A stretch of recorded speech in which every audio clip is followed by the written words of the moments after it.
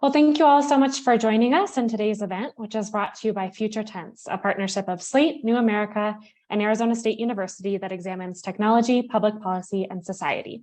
My name is Mia, and I am the managing editor of Future Tense, and we are really excited for today's conversation, which is going to focus on how tech innovations, from performance-enhancing tools to video-assisted refereeing, are shaping sport, and also how those changes are seeping over into other areas of our lives. And I wanted to flag that this conversation is also part of a range of ASU-wide Sparky's Cup activities. And so these are conversations and events that Arizona State University is organizing between now and the World Cup. And we hope that you will continue to participate in more of those events as well. You can find more information by Googling Sparky's Cup ASU. But for today's conversation, we are so lucky to be joined by a team of star panelists. To start, we have with us Kristin Collins, who's an expert in sport technology and innovation with a long career applying new tech in the field of athlete performance. Kristin recently served as the Olympic High Performance Director for Beijing 2022, as well as a high performance advisor for the United States Olympic and Paralympic Committee. Also joining us is Dave Guston, a foundation professor and founding director of the ASU School for the Future of Innovation and Society. He has served as the principal investigator and director of the Center for Nanotechnology and Society, and is widely published on research and development policy, technology assessment, public participation in science and technology, and the politics of science policy.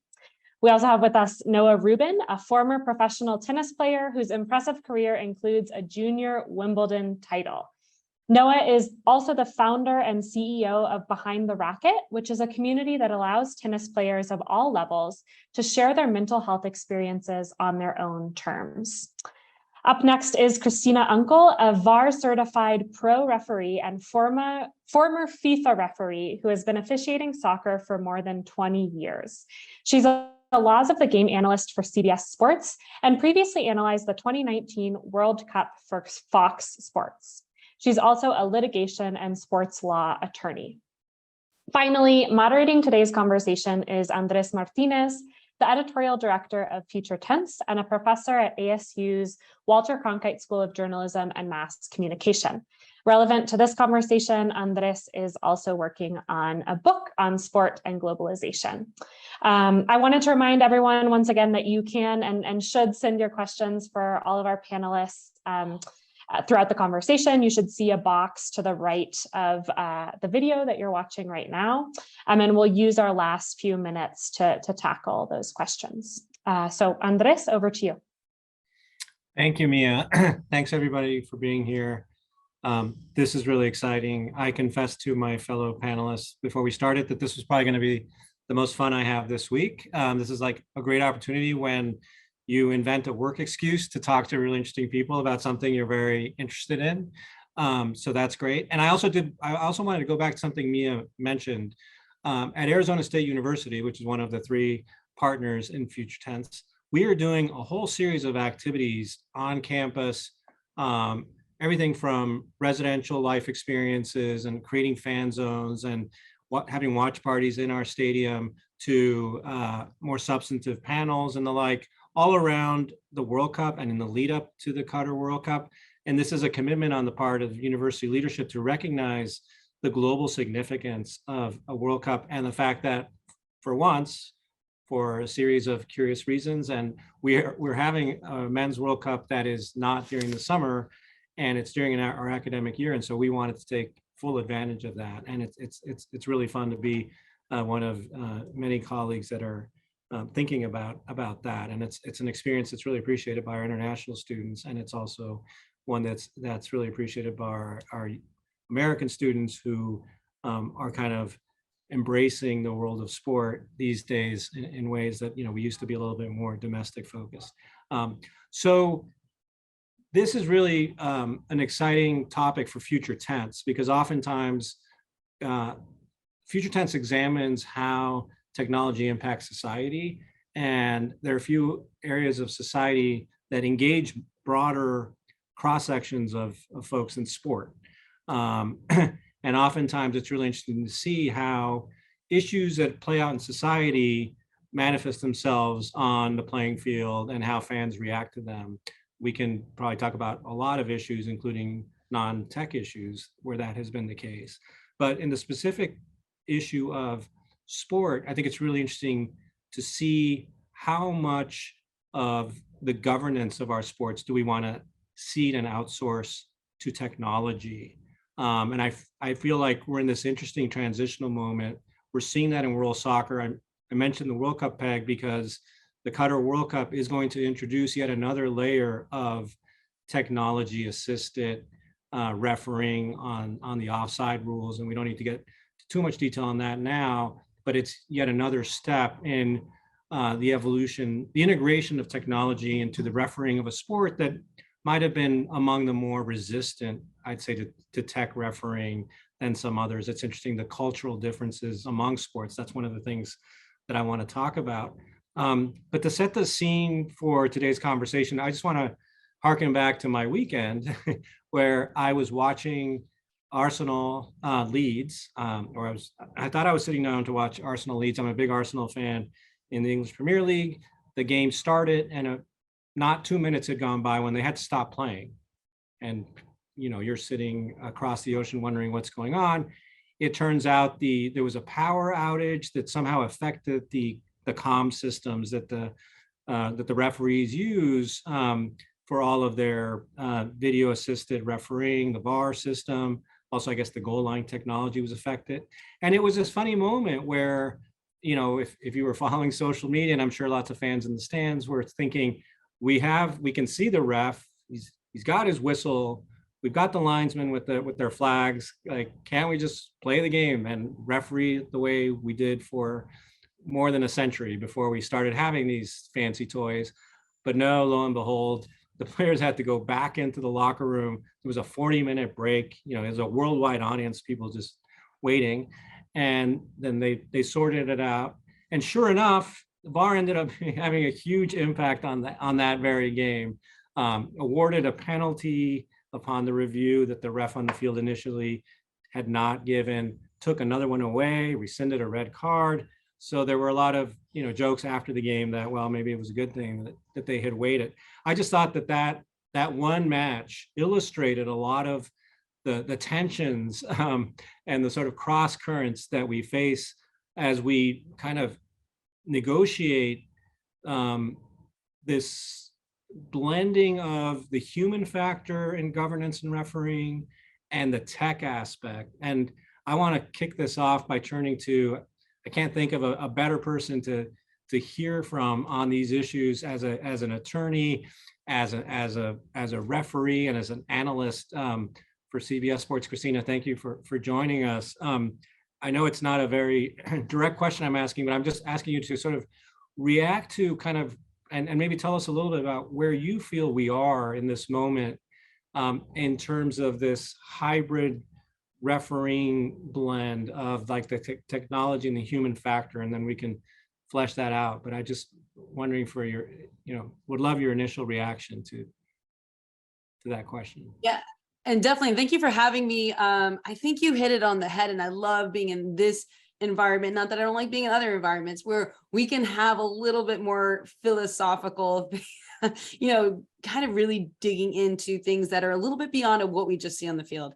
You hit it, I think, really good on the head when we say, sports and society and where that integration is and how they kind of blend into each other. And for me, having been part of the first implementation of VAR in a game, which was Major League Soccer in 2017, Premier League, nobody else wanted to implement it. So although we claim it's our claim to fame that we were the first league to implement it, the reality is nobody else wanted to try it. They wanted MLS to have the growing pains with it. And arguably, I would say we are actually one of the strongest leagues in the world with the implementation of VAR. And funny fact, because we don't use those lines that track the second to last defender, so you do not have offside by the toenail. So it's been more for me an interesting learning the system and the process from an officiating standpoint of, to your point, for at that point, about 25 years, about 20 years, I'd been officiating on the field using skills, experience, not having a second look, knowing at Portland that monitor is monstrous and there's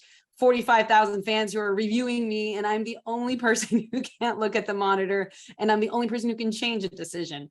And I can't look at it, but mind you, don't get me wrong, we always had secret signals to the assistant referee that wasn't on camera to be like, hey, look at that board real quick. Let me know. Wow.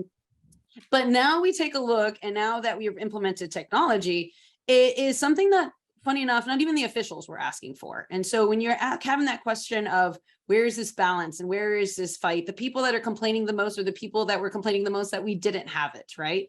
I'm a romantic at heart when it comes to sports, specifically football, soccer, gaucho, whatever you want to call it, right?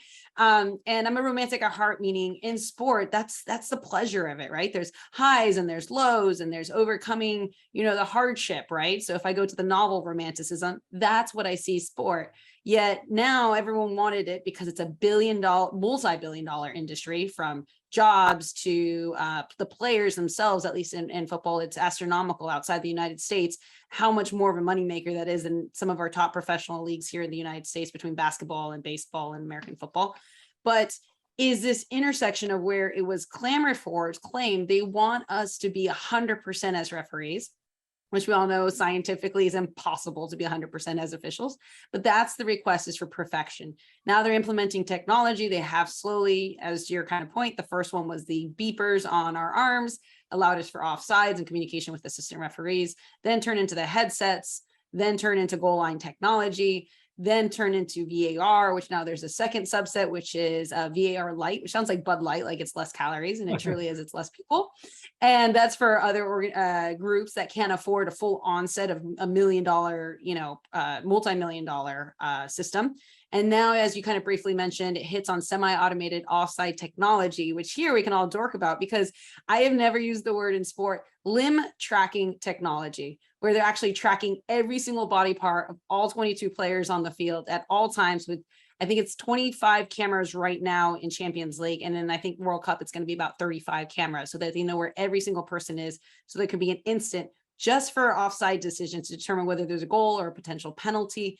It's very astronomical kind of where we've gotten. So I'm with you. I think we are the now. ball will have a tracker too, right? As part of that system. Correct. So that's another interesting component, right? Because it keeps getting deeper and deeper. Champions League, there is no tracker in the ball.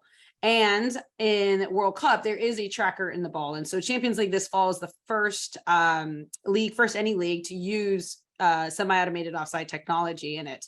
And the only real difference is knowing the velocity of when the ball was hit, which will allow us to know when the first point of contact was from the defender who last played the ball to the individual in an offside position. So honestly, I would argue that maybe it's not going to be that detrimental or worth that much money, but hey, who am I? But it's just really, really funny how, seeing it from a perspective as an official, as to your point, sitting there watching the Leeds Arsenal game, and me being a Leeds fan, you being an Arsenal fan, and we're just kind of laughing. I mean, the VAR recommendations went either way, so we're all equally hurt by that. Is that the officials were there, and for the longest time before we made those decisions on the field, and truly what technology has proven, although not many people look at it from this perspective, is that technology at the highest level reinforces how many decisions referees get correct, right? Everyone's always looked at the most controversial decision. Here's what how did we mess this up, blah, blah, blah. But no one's looking at all the decisions that are being made without the use of technology and or the, what we say, check completes, meaning supporting the decision on the field. That's kind of another interesting component of it at that level, when you have that quick of an instant, a split of a second to make a decision using experience, knowledge, and skill that you've had for over 20 years, that you've had to make a lot of errors to even get to that point, right? It's been a very interesting hybrid and cross. And if I could have $1 for every time someone told me in this football world, especially with covering Champions League, the game is gone because we now have VAR and VAR is ruining it. I'm like, with all due respect, you guys are always talking about controversial decisions anyways. Handling's never going to go away. So for me, it's very fascinating how we've clamored for it. Now we don't want it. Then we want it when it happens, when there's a hand of God play, right? That the referee will never be able to see because of a perspective and an angle. And I think it needs to be an acceptance from the players, the coaches, spectators, that there's always room for error, regardless of whether it's a referee, whether it's the players, whether it's never going to be completely eradicated. And until we get to that point, there's always going to be debate whether technology is over influencing the game. It is funny how we demand perfection from refereeing, but would never expect it from a player. But let me quickly ask you on because when it comes to the unease that I sense in this transition, I should have also mentioned, and the Arsenal Leeds game was a good example of this. Although you can see it every weekend, where when a call on the field needs to be reviewed, and I suppose somebody whispers in the ref's ear, there's this very performative act of the official on the field going to the sideline monitor, doing the symbol. I now do this in my regular life too, whenever I want to review something. And they go to the sideline monitor, and clearly that's somebody, the Court of Appeals, the VAR saying, we think you got this wrong. And I've never seen, I'm not saying it has not happened. I have never seen, and I do watch way more Premier League soccer than I should admit to. I've never seen the ref going to the monitor and then saying, you know what, I'm going to stick to my guns. I was right. Fans now are conditioned to know that means it's going to be reversed. And yet we still have this often 3 or 4 minute performance of going, we're not comfortable enough, whoever the collective is, of having that Court of Appeals in the ear, in the VAR room, just overturning. We still want to defer to the judgment of the official on the field. And why is that? And do we still need to do that? Or wouldn't it just be a lot more efficient for somebody to say, hey, we understand you didn't see this, but you got it wrong, trust us, and just reverse the call automatically? Why haven't we gotten to that point?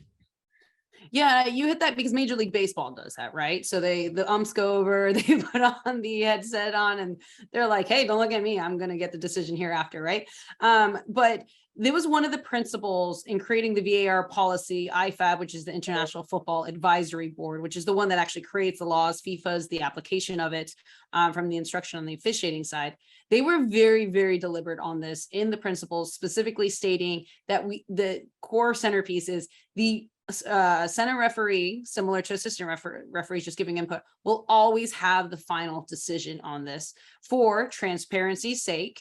Right, the biggest threat to sports is any type of match fixing, right? And any way we can stay away from the appearance of, even if it's not happening, but the appearance of match fixing, saying, oh, so-and-so's in their ear because they want, Inter to win, right? Or, Juventus to win, or, Allegri's there, or, Barcelona's president is the one talking into them because he keeps trying to jump into the locker room, right? Any way we can get away from the appearance of impropriety, or that somebody else that may not be the VAR, and have those jokes that can attack the credibility of the officials on a centerpiece from the foundational side, as well as from those decisions that are being made. That is, like I said, very more, philosophical, maybe jurisprudence wise, but it was taking a look at why we send the officials for the more the gray issues, right? The ones that are in the, in the opinion of the referee. That was actually removed from the laws, which I used to love that one, because I was like, well, my opinion's this. That means that must be supported, right? But they specifically removed that away, but they still want the center official, similar. Assistant referees, as we always say, only give us information. And from that information, then we apply it. And they're a huge piece of our team. VAR was that additional component. They're just similar to assistant referees. They give us that information. And as we have still seen with the system, there are still some errors that are provided. And I have seen where recommendations aren't taken. And being, trust me, in that VAR booth, it's black, it's dark. It's, before it used to be in some little shed outside the stadium. Now it's centralized here domestically in Atlanta, similar to what the NBA does. And you can lose the feel of the game. All right. You can maybe see a point of contact. You can say, hey, there's point of contact. Hey, it was by studs.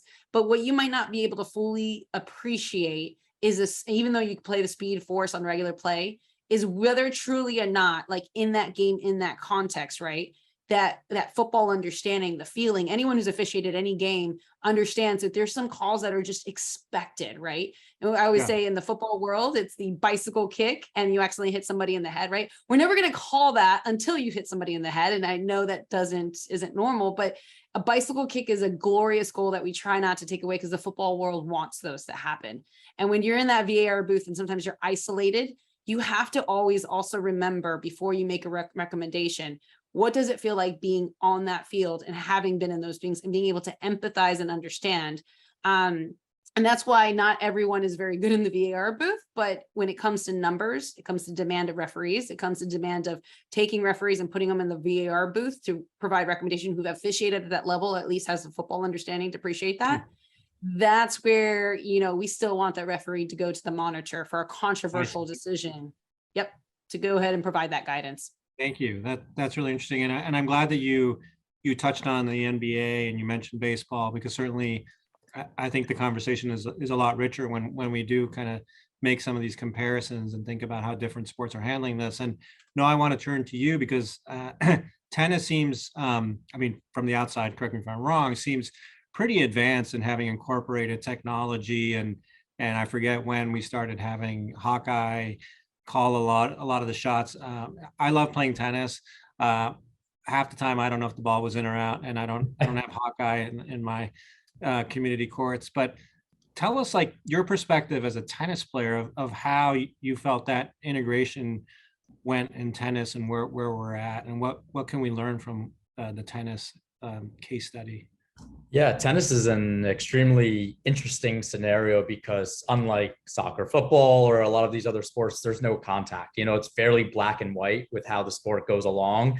It's whether or not a ball clipped the line or not. And that's a matter of, I mean, we say it's a game of inches, but millimeters at times. So the technology has improved drastically. You know, what we knew Hawkeye was at the top level of the sport at the US Opens, where it was only on the main stage because it was super expensive.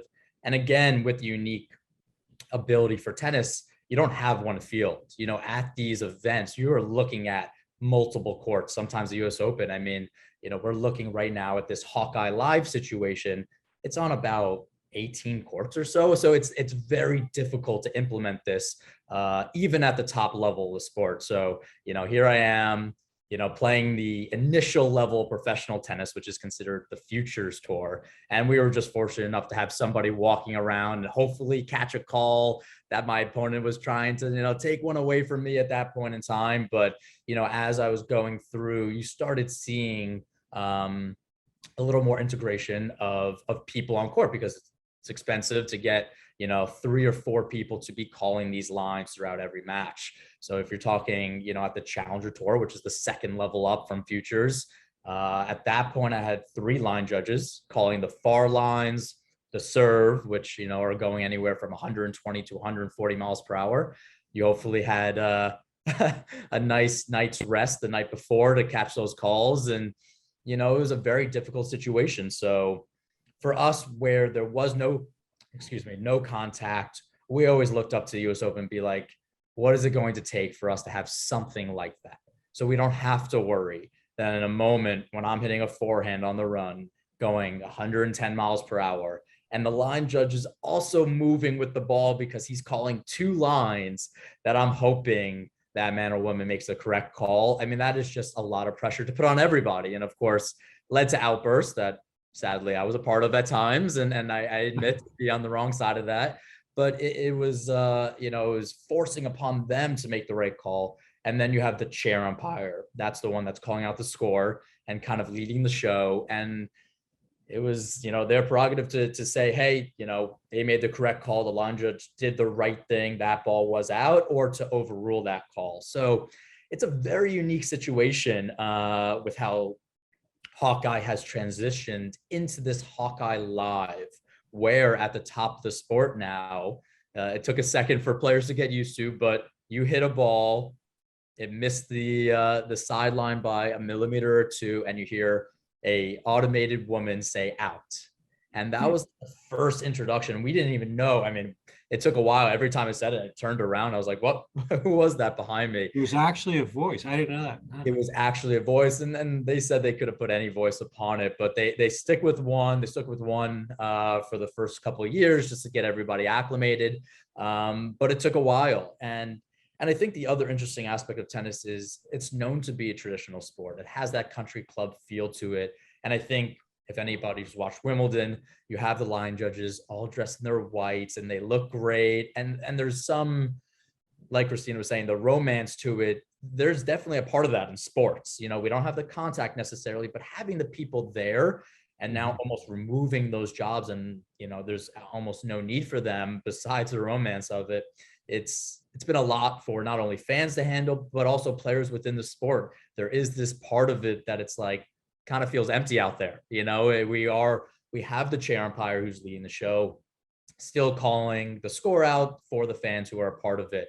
But that's really it. I mean, we actually don't even need the chair umpire. You know, we can play basically a whole match on our own, scores on its own, calling the lines. That's it. I mean, I'm not touching my opponent unless we're shaking hands at the end of the match. So it becomes a fairly straightforward process. As well as we are now looking to see how other entities within tennis are integrating it. So within, let's say, the French Tennis Federation, which is known to hold Roland Garros in Paris, that's on clay, they were reluctant to put this into their system. They said, hey, we're a clay court. You can actually see where the ball lands. Why is there any need to, have this automated? Of course, once this was going through it, and it was, had a few chair umpires get down from the chair to look at the mark, and well, they said, well, it hit the line, so it actually shows a little bit of a sliver in between the line and the ball. And you're like, well, that doesn't make sense, because if there's a sliver in between the line and the ball, it should mean that it's out. And then we started to figure out that there are some definite issues even within clay court tennis. And then you have grass, which also has integrated recently, but clay was the biggest one, because they said, hey, we have ball marks. What is the need to put in this system, which is fairly expensive, especially on all our courts? What's the need? And finally, it needed a new technology. Fox 10 was the initial clay court technology. It's called True Bounce. So instead of Hawkeye, which uses cameras to almost reenact where the ball took off the racket, Fox 10 is using video integration to actually show where the ball lands, to show how the ball flattens as well, because that's a big deal. It's not just where it lands, how it flattens out with the speed, and that shows where it touches the line. That's amazing. Yeah, it's very interesting. I thought you were going to say that the French Open's issue with Hawkeye was that the voice was making the calls in English, and maybe that was the stumbling block. But it is interesting. It's interesting to hear you say that these calls in tennis are all binary. The ball's either in or out, and obviously that's a very hard call when it's like the question of millimeters. But at the end of the day, it is binary. It's kind of, and you don't have the questions of intent with the handball or the bicycle kick. Is it really high? Is it endangering another player? And I guess the analogy in the football soccer world to what happens in tennis is the goal line technology. And in fact, I think it's also Hawkeye.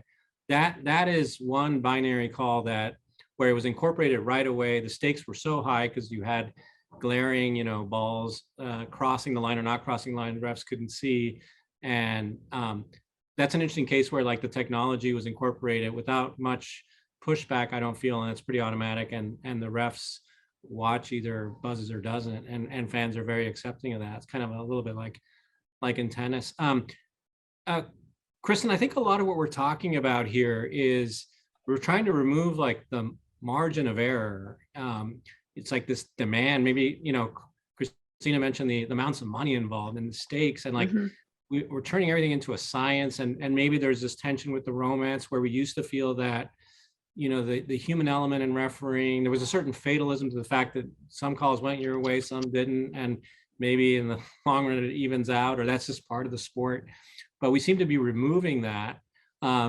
So welcome your reaction to that. And then are there parallels to be drawn to us trying to remove any kind of margin of error and sort of fatalistic romance from the athlete's performance too? I mean, we're talking about technology influencing officiating, but then there's also the athlete performance, and how do we think differently about technology in both those realms? Yeah, well, thank you. And thank you for having me. Great discussions here. Really, when we talk about accuracy, obviously everybody wants to have the calls be accurate, but then you look at the sometimes you're sacrificing flow. Sometimes you're sacrificing, some teams are focused on fast movement of play, and others maybe want to slow it down. So when you bring in technology, and especially on the early days, it's getting quicker and faster and more efficient. But you absolutely have to think about the flow of the game, the art of the game itself, and how do you resolve that issue of that slowdown. I think again, people want accuracy, but they want to keep that flow. Now, when we look at technology in Olympic sport, and soccer, of course, is also Olympic sport, but you have the early days of corruption, I would say, let's say figure skating, boxing, the potential for gymnastics. And so a lot of the tech in those sports came out to divide the decision making, to validate these movements. And it was quite accepted by people because they felt like, okay, this could help alleviate some of the big swings by nations in their voting or the way they score certain skills or drills. And then that moved into, and this is a really interesting point, is in those sports, it's been 100%, like they're all for it because they do feel like it helps alleviate a potential corruptive environment. But now people are having to switch their training to understand that what is the system, where's the system coming from? Is it visual? Is it timing? Is it, and then the way they train adapts to that system. So let's say figure skating, you know where the cameras are. So if you're going to do a rotation, you better do it started at this angle, because then the system will accurately see that you completed, 3 rotations and not. So you're really, the good ones, the Olympic medalists, they really hone into where are we competing? Where is the system set up? How can I make sure that it works for me and not against me? And they train according to the system that's in place. And so that's a whole different mentality. Originally, the system was important to be accurate, but now it's about how do you not trick the system, but really make sure that the system catches what it needs to catch. And this could be in freestyle aerials, can be in snowboard half pipe, it can be, like I said, gymnastics, it can be boxing, it can be the combat sports. There's a whole long list of sports where technology has been introduced on a judging standpoint. And then you brought up Devin Allen and his issue 110 hurdles at the World Championships, and I happened to be there. And to watch someone train their whole life for a particular moment, and then to be disqualified, rightfully, wrongfully, you're one and done, and you're out. At what point? Can you explain Pardon? what happened? So the gun went off, and then, but he was still. Could you?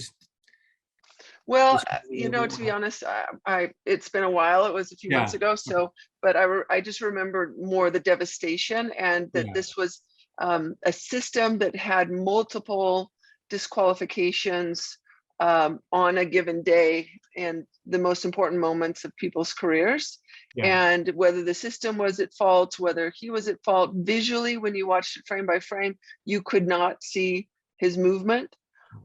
So when you look to validate that, but then live, what do the referees do? Like they have to remove the athlete from the field of play. And there's no catch to this. So it's an imperfect science, as well as one feels like it's perfect. It's life-changing at times when you look at that one moment. And so we just have to make sure we get it correct. But my point is you have a competition, the flow of the competition, the energy of the competition. Those are subjective factors that have to be played in it, especially in loud arenas when you're waiting for one sensor noise. And if you can't even see the infraction by video, did it really happen? But again, it stops the whole system. Then everybody, it changes the game. And on our side, we train for that. We train with those systems, so there is less room for error on the athlete side. But it is evolving. It's not going away. It's just that we all need to evolve together, I think. Yeah, no, I think that it's a cautionary tale about how we're getting a lot more precision, but then we can lull ourselves into thinking that these systems are infallible, and there's still perhaps a gap there. Dave, that might be a good segue into talking about, how, in your mind, as somebody who thinks about how we govern technology and what we discern from that, how do these debates mirror things happening in the rest of society? What does it mean for the rest of us? Like, I was shocked the last time I came into the country. They now have this system where I didn't have to show my passport or interact with a human. It was all the facial recognition. We get speeding tickets in the mail from cameras. But obviously we're nowhere near having like court disputes settled by AI as opposed to a human judge, although there's a lot of technology there. We don't have an AI system telling us what to do vis-a-vis the situation in Ukraine. I mean, you could think of any kind of number of crazy scenarios where you may or may not use technology, but again, sports is a great way of kind of like really focusing the mind on these trade-offs. And where do you see sport being relative to other aspects of our lives in terms of integration of technology? So thank you. And it's incredible to follow these deeply experienced and knowledgeable other speakers. I see the experience with sport as being deeply consonant with the other kinds of experience with similar technologies, because these technologies, of course, don't come out of nowhere. They don't come without the characteristics of the values that were built into the technologies themselves, even before they were applied and perhaps imbued with the values that are brought out in their specific applications in sport. I want to start to answer your question more deeply by referring to the work of a French philosopher, Bruno Latour, who died just 10 or 11 days ago. And Latour talked about in his work what he called actor network theory, which basically conceptually put human actors and things that we would not normally think of as actors, but that we normally think of as objects, that he called actants, that were incapable in our normal view of providing intention, but nevertheless were allied with human actors in a network that actually was important for describing what the outcome was. And so in the case of, the technology, say in soccer, the network looks something, at least initially, like what was previously described about the referee and the cameras and the limb tracking and whether it's in the ball or not in the ball. But what this network perspective gets you to think about first is who is actually in the network and who is outside of the network of the technology that's being implemented. Are the people who are included or excluded in the network actually involved in the choice of what technologies are going to be deployed and how they're going to be deployed? And therefore, who is the technology actually for? And who is the game actually for? So, we heard a little bit in Noah's conversation about, the technology was only on some courts, and did it go to clay courts, and how did it go to clay courts? With the World Cup technology, yes, it may be in the World Cup stadiums. It's certainly not in high school fields and in school kid fields. Is this the same game that we're actually playing? I remember when I was a schoolboy soccer player, and I was awed by the fact that we called this the law rather than the rules. And it took me a while before I got to the point where it was okay to break the law for the purposes of the game. And, of course, we see that all the time in professional soccer, professional football, where people take the law into their own hands, do things that are against the law for the purposes of their game and their team. And that's an expected part of the game. There are strategic fouls, which then raises questions about, well, how does the law evolve in conjunction with how the technology evolves? Have we revisited the way we write the laws of soccer such that they're cognizant of the fact that we have this new ability to observe? Is there any question there that we should revisit? When we call it the law, there's also another really interesting thing that crops up in my intellectual field of science studies, that there's another scholar by the name of Langdon Winner who basically doesn't analogize, but identifies the law with technology, legislation with technology, in the sense that these are two things that people live with and through, and they govern our ability to do what we perceive as is right in the world, and what we want to do that's good in the world. And that if we accept the idea that with legislation, we have certain norms, democratic norms of making legislation, maybe we should have certain democratic norms of making technologies.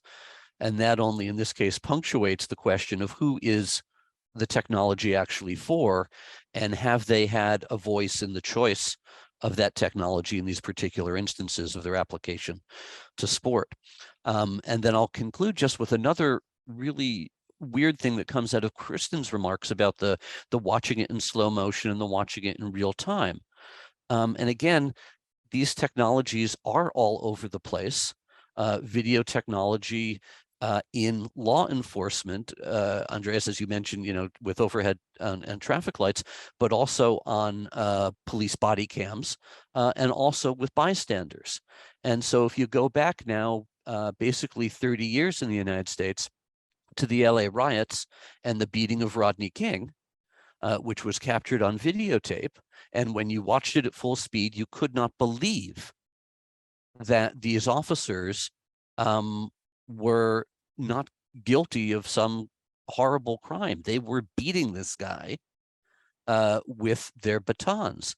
But then when it got to trial and you slowed it down frame by frame, and you tried to create an accountability line from a police officer to his specific baton, to a specific reaction by Rodney King's body, to legal accountability, it fell apart. And so, yes, we always have to keep in mind that the technologies, even if we're seeing it with our own eyes, slow motion, real time, frame by frame, it may not be telling us the truth. Thank you.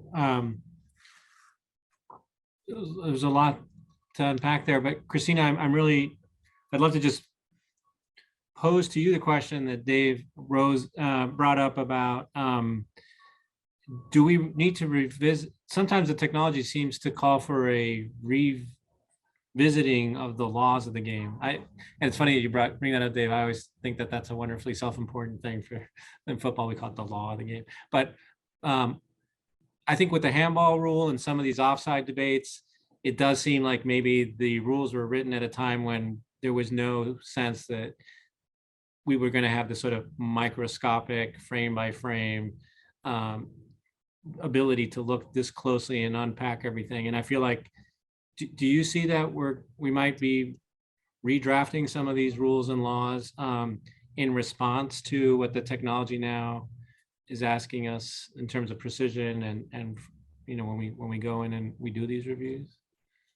So I really did appreciate that prompt by Dan, or just the exploration of that, because me in my dorky way actually truly love the law. And it was something where we had a scenario. It wasn't involved necessarily with technology, but it was a triple punishment for Tamori, red card, penalty, because it wasn't a deliberate play on the ball kind of a thing. And people did not realize we still had triple punishment. And there was that discussion of, well, maybe we wait for the person to take the penalty, and if they score, then the person gets a yellow card instead of a red card. And I'm like, wow, that's super fascinating. And going back to the technology component of how we add it on, I think that is one thing that it wasn't until, what was that? It was 2014, 2015, when David Ellery was in charge, that we had a significant and substantial change in the laws of the game that hadn't been there until the first time it was drafted and written. So our law was working. But now it was for that demand of, what about in these scenarios, and we call it law in FIFA, international football, etc. And funny enough, in NCAA for soccer, we call them rules. And the rules in NCAA college soccer are so specific. And anyone who's ever drafted legislation or who's had to read legislation and then read the annotations and the comments and the advisory opinions in advance of it to truly understand what the purpose of the law was in the first place, to see if we're applying it wrong, because there's obviously unintended consequences. When everyone drafts something, it's point of unintended consequences, is that I thought in football and soccer, we did a very good job of that. And the more we get more detail, because I sat on the NCAA rules committee, the more you now have to say, well, not every situation and scenario is exactly the same. It may look the same. There may be elements that are the same, but there's one or two things that make this one different than the other one. And, you only really do that deep dive when you're doing clip reviews, when you're doing analysis, when you're putting 6 different scenarios that are very similar with differences on a spectrum and saying, okay, where do these fall in and why do we fall in and why are we, sometimes I know when I'm explaining the laws, right, and I'm having to explain to people, I have some good friends and top of FIFA and whatnot, and others, and they'll send me a message. Well, this is why the referee got it right. I'm like, you guys, like, I can't make that argument in the public court, right? Like, which is the bull. They're going to kill us because we're literally trying to split a hair and, be very technical about it. And, even looking at the laws of the game for FIFA right now with the implementation of technology, what they specifically tried to do was say, we're going to leave this in VAR protocol and keep that, and there's a VAR protocol policy of how we're implementing technology, but let's try not to affect the laws of the game so much. So when we talk about handling issues right now, it's, they've gotten more factual, and handling's always had a pendulum swing back and forth. It's, one day hopefully we'll have the porridge right, but right now it's either too hot or it's too cold. That has always been there outside of technology. So the only difference now is VAR amplifies it in a little bit of a bigger light scheme. And same thing with offside. It's always either been, I'm not sure if this is the popular thing, you're either pregnant or you're not, right? Same thing with offside. You're either on or you're off. There's no debate about that. So I think people are realizing now with it is that they want some wiggle room and some gray room in the black and white scenarios, which the law doesn't allow for, and for good purposes and good reason. But it's everyone wants to debate about something, which is what kind of keeps us all in business, right? We haven't talked much about the other football, our American variety of football, which has some interesting, I think, aspects related to what we're talking about. I mean, for one thing, it's probably the most, it's probably no sporting spectacle that has more cameras. It's made for TV, clearly. And there's a lot of precision, and yet there's still this traditional romance. I love the chains that get trotted out to measure whether it's a first down, when really we probably have modern technologies to do that measurement. But the thing that fascinates me the most about American football and its incorporation of technology is the fact that we have now incorporated into the tactics of the game, whether or not you want to call upon this technology with, with each coach having a limited number of times, to throw the red flag, to go to that review. And that's kind of an interesting nod to the idea that you don't want to review everything too closely because of the flow that concerns that Kristin mentioned, and maybe because, the stakes aren't as high in every play. But certainly if it's the last 2 minutes, they're high enough that then the officials will mandate those reviews. But then to kind of like bake that into the game itself, where it's up to the coaches, I don't know, that just seems like another interesting element of like making that part of the sort of adversarial process and the game. If anybody has a reaction to that. Well, no, it seems quite interesting how it definitely affects the flow, and some teams are great with fast pace and some aren't, and recovery and you see these big swings and stops and things like this. So I think that there's that balance, and sometimes we're not in balance with using technology on the refereeing side. However, you look at calls like a receiver catching the ball and then making a football move. So, how do you, when you're looking frame by frame, how do you really and it's not live, understanding what a football move is, there's still within tech, there's still a lot of subjective interference in there. So, it's just interesting to see how the flow of the game does change.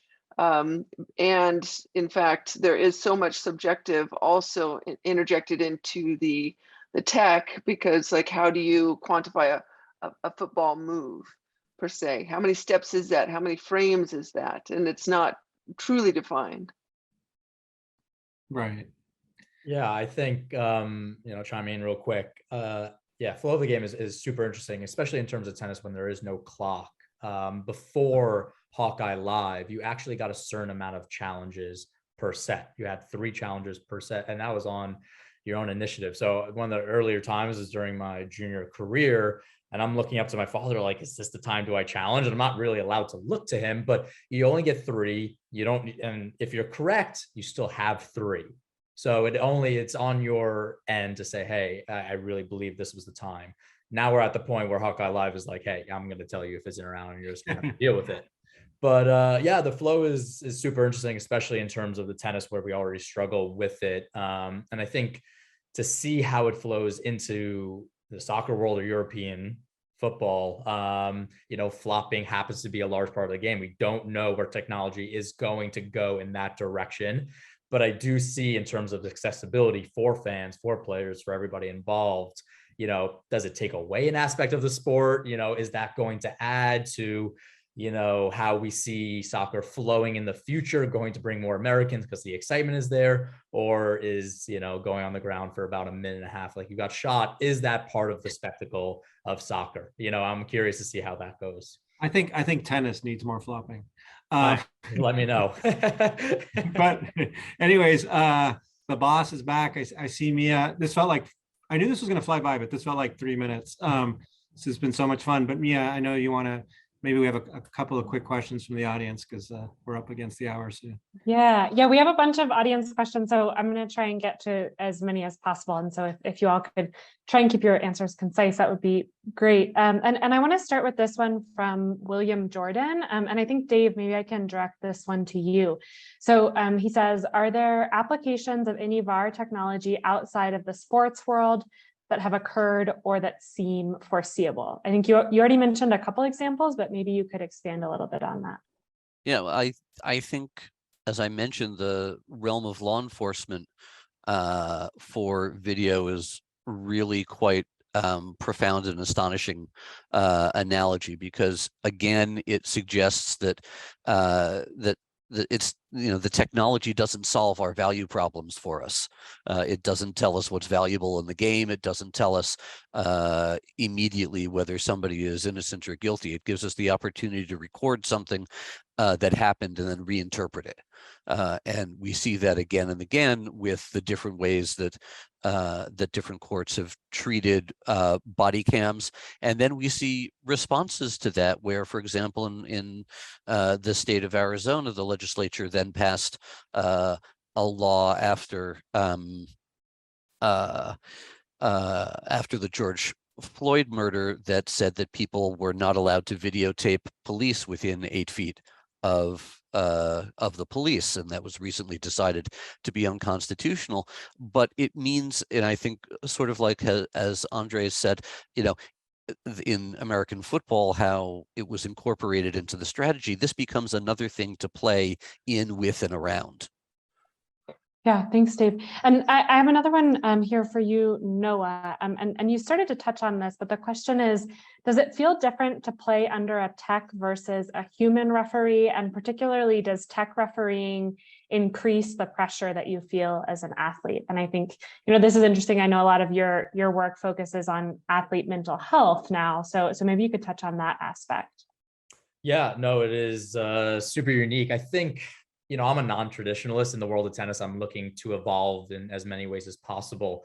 But it does, the traditional sense of having people behind you, even though they're usually in my way and I'm running into them and I feel bad for that. But, having that tech, it does take away that tennis feel to it, is what we're known and how we've kind of grown up with that. And, you never see so many eyes glued to a screen than when a player challenges a call. Actually, Roger Federer challenged his 2017 Australian Open championship. It was against Rafael Nadal. It was the match point, and you have, we're talking about 10 million people glued to a screen to see a ball that was 2 millimeters wide. And I think there's something behind that. And in terms of the players, I actually think the technology goes the other way, and it does help. You don't have to rely on the human aspect of it. And there's nothing like walking off a court and knowing that you deserve something rightfully, and it was just human error that completely missed something. And for that's stuff that sticks. I can, overcome the fact that I lost. It was on my terms. It was my fault. I missed a ball. Totally get that.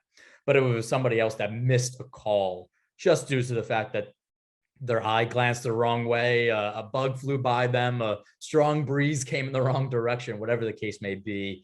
It's a lot of pressure to put on either person. And I think it's helped the game drastically. Yeah, that makes sense. Kristin, here's a question for you, and it goes back to the point you raised about athletes adapting to systems. And that kind of dynamic raises another question, which is who's developing these systems and are they being developed fairly? And so the question is, do you think there's being enough done to include different athletes in the development process of some of these technologies?